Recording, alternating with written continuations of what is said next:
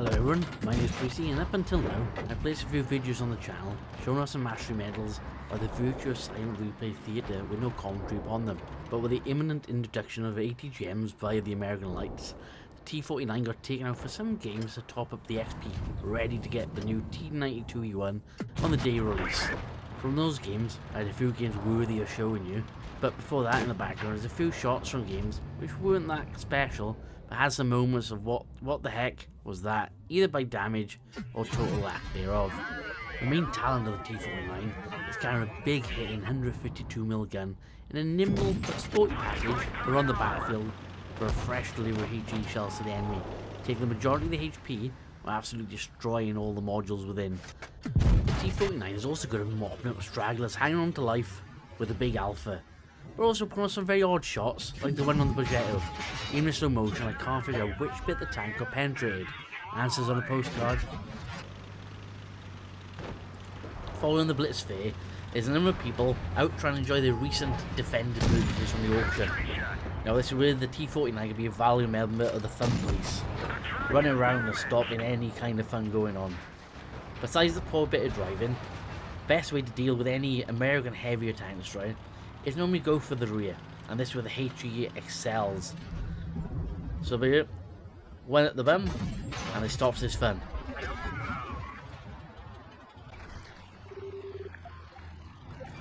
Another thing the T49 is good at is taking care of the lightly armoured tank destroyers, much like the Borsig here or the Waffentrag Panzer IV. Now the first hit has taken over half his health, but the next shot doesn't go quite to plan, with a kind of unintentional trick shot. It'll go straight between the tracks. Don't know how, don't know if I could do it again, but probably not. Occasionally, towards the end of the match, even though I'm losing in this case, you can just go for the lols, and clear up the last few bonus prizes, such as the kill there on the T54, and, just because why not, a rank kill on a T34. Silly, but fun. And now on to the replay. One thing that makes the T49 special to play is this gun.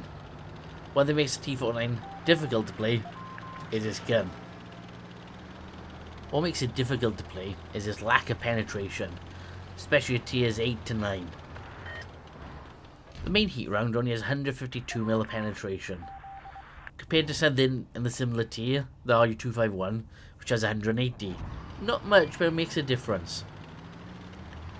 And the HE round is even worse, a 75mm, but that does deal an increased level of damage if you can manage to penetrate. So the penetration values of the gun does decide your game style, needing to run around the map, grabbing tanks' flanks, and maybe occasionally trying to get around the rear.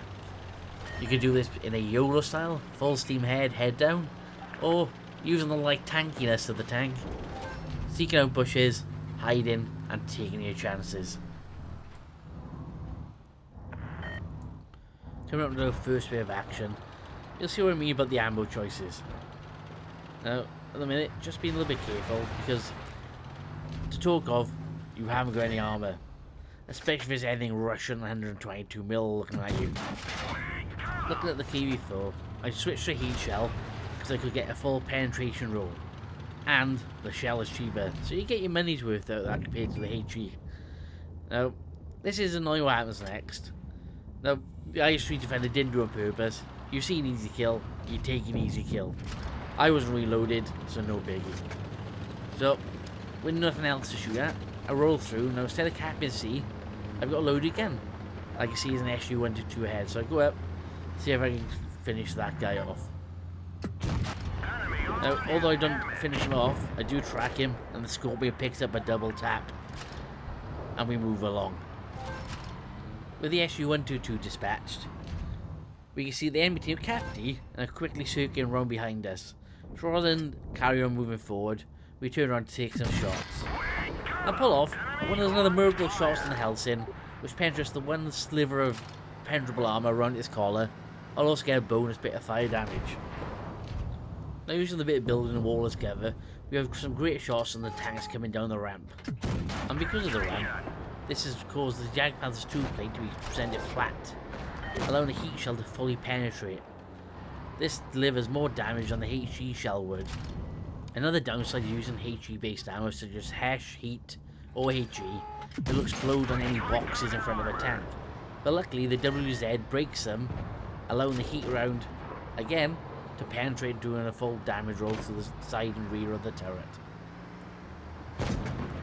With the game coming to a close, and needing a guaranteed a points win, it's time to go find some bonus damage to get those extra points of experience. Now while trying to circle up and around, we find the missing lure, who seems to be waiting in ambush for no one. So run up around and using the ramp for a little bit of a speed boost. We go up around and down, get some shots in the back. Now foolishly decides to chase me up a hill in a heavy tank. But coming back around, able to use the heat again, get a nice damage roll. But sadly, this lure's going to get away scot-free and still alive. But on a points win, and just a little bit of a heavy tank left, it's not a bad game. Look at the result screen, we seem to have made some money, but if I remember right, I was running a credit booster and experience booster at this point, just to help me along to the next tank, and not lose too much while firing the HE everywhere. Look at the team result screen, not done bad, totaling around a third of the team's damage, and then what is a light tank compared to all the heavies and tank destroyers that's on my team. Not a bad result. Let's go. Right now to the final replay, one of my favourite maps, Canal. Now, for a light tank, there's not too many places you're going to get used out your spotting or running around, especially in T49, because there's obvious gaps and places to run through. So what I like to do is come down to D from either side in the light, and just sit and wait to initially get the feel of who's gone where. So the enemy start can't beat, then all the mediums and lights turn up a D. I get spotted, so they know I'm here now.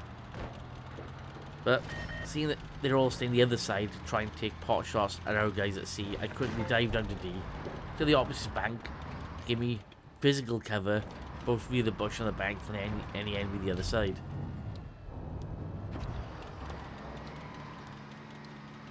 So after camping out D, rather than retreat, I move along just to try and proxy spot anyone else the other side of this hump. Give some idea wherever it is, and also some spots to the friendlies.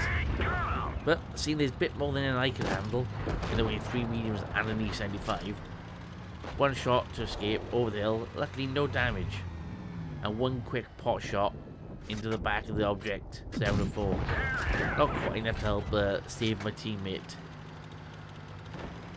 So back round now, with paying 7 toll for my escape to the other side of D. Back around the other side of D, we're blessed with some prime targets, especially in the form of a leopard. Even though it's a medium, it has very little armor, especially on heavy HE. Now, it's getting a little bit busy this side. There's a few tanks appearing, but that's as much I can do until I get a tiny reload on the gun. So it's a question of patience and waiting. But while we wait, quick pop over the top. And although the E75 doesn't quite do enough, again I just damage roll into him. One part of the T49 is waiting. Waiting between your gun reload, waiting for a good target to disappear, and waiting to get to a new spot. So the question is, take your shots carefully, try and get some damage each time, and not leave yourself out in the open. But as I wait here, I check quickly the other side. Now the pot over my head is the 704 we started on earlier, and we take that reasonably dangerous gun out of the game. Now down towards D, the enemy start recapping. So with only one cap out here, try to clear the E75. Not quite enough damage roll, and now it's a question of patience and deciding when to take my chance. The mysterious capper D turned out to be Tiger 2, but luckily thinking I'm gone, he pulled up the sliders on, and with this big shot right into the engine deck, kill his engine, even temporarily stranded. Even though I haven't got any shots on him, I stay in his eye line, just distracting him playing a bit of rodeo fool, while the T-54 comes up behind and helps finishing off. While killing that tiger too, I noticed behind me there's something creeping up close by. And I look on the minimap, you can see it's a heavy tank of some sort. So, rushing on forward round, quickly notices the defender, and rather than stay to take a shot, dodge his, and decide to go and try and help the T-54 to kill his target. But now we're down to 2 versus 1. A reasonably overpowered auto-loading IS-3 against 2 light tanks. One with half health, one with close to nothing. So, the advantage we've got was we're mobile. So what we do, I drop back in the start capping. At this point, we can then make ground between us and the IS-3, shoot from cover, through bushes, and generally annoy the hell out of him with HE splash, even if we can't pen with heat. So with decap, we start putting some space between us. Me and the T-54 both coming this way, but the T-54 haven't handily spotted the IS-3 at D, allowing me to put a shot in from behind the bush, making the shot a bit of a surprise. The IS-3 chases me up the hill. Now this puts his arm at disadvantage because it'll shove his low plate to the T-54. That was an easy shot. Now, we got 2 caps against 1, so we could cap this out in time just by running. But, you know, there's no point winning just by points. You may as well win with everything. So, in this case, I've been spotted as I've removed myself far enough from him to be proxied, and I'll get that extra shot in. So, now he's a 1 shot for me, but I know I'm close to a 1 shot for him. So this is, depending on how heavy a roll, it could go either way. But luckily, HE's enough, and I just end up with 81 points left, winning the match. Could have run away, could have done it safer, but there's no fun without danger. Looking at the results, the damage I've done is not that much higher than the first replay of a 2nd class. But I was bottom tier this match, so every target I hit was a higher tier, which gets you a little bit more XP. And the team result screen shows, just because you're in a light tank doesn't mean you can't pull your weight. With both me and the T-54 doing some good work by outscoring nearly the rest of the team combined. Not a bad game at all. So after replays, I'd just like to say thank you if you made it this far through the video on my first attempt at talking to myself about tanks in my room to the internet alone. And hopefully not sounding too crazy while doing it. I'm mainly doing this as kind of a hobby and a way to learn video editing, voice recording, etc. But I have a few ideas for a few other videos, so hopefully they should be coming to the pipe very soon. Until then, thank you for watching. Goodbye.